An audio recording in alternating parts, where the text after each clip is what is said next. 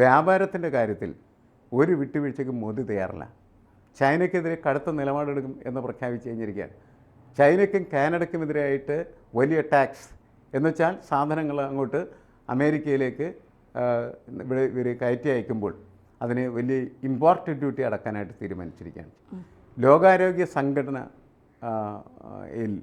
ഇടപെടാനും അവിടെ അതിൻ്റെ പ്രശ്നങ്ങൾ അമേരിക്കയ്ക്ക് അനുകൂലമായിട്ടുള്ള രീതിയിൽ മാറ്റാനുമൊക്കെ അയാൾ തീരുമാനിക്കുകയും അവരുമായിട്ടുള്ള ഉടമ്പടി തന്നെ ക്യാൻസൽ ചെയ്യാനായിട്ട് അദ്ദേഹം തീരുമാനിച്ചിരിക്കുകയാണ്.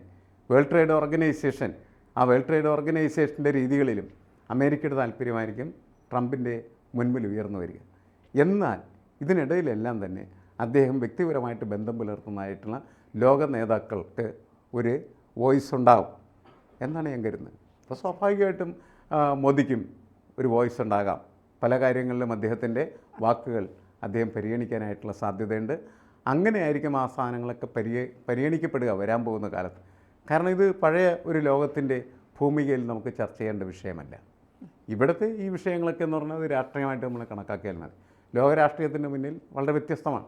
ഇപ്പോൾ ട്രംപ് കടന്നു വന്നതിന് ശേഷം അദ്ദേഹം ഉയർത്തുന്ന പ്രധാനപ്പെട്ട പ്രശ്നം എന്ന് വെച്ചാൽ അമേരിക്കയ്ക്ക് നഷ്ടം വരുന്നതായിട്ടുള്ള ഒരു കാര്യത്തിനും ഞങ്ങളില്ല എന്ന് പ്രഖ്യാപിച്ചിരിക്കുകയാണ്. അമേരിക്കനിസമാണ് അദ്ദേഹം മുന്നോട്ട് കൊണ്ടുപോകുന്നത്. അപ്പോൾ അതിനിടയിൽ ഈ സൗഹൃദ ബന്ധങ്ങളിലൂടെ പല കാര്യങ്ങളും നിർവഹിക്കാനായിട്ട് കഴിയും. ഫുഡിനുമായിട്ടുള്ള ബന്ധം ഒരുപക്ഷെ യുക്രൈൻ യുദ്ധത്തെ അവസാനിപ്പിച്ചേക്കും. അപ്പോൾ നമുക്കിങ്ങനെ പ്രതീക്ഷിക്കാം.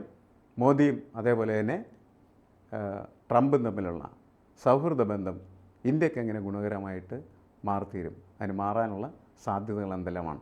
കൂടുതൽ പ്രതീക്ഷയോടെ നമുക്കത് കാത്തിരിക്കാം. തീർച്ചയായും.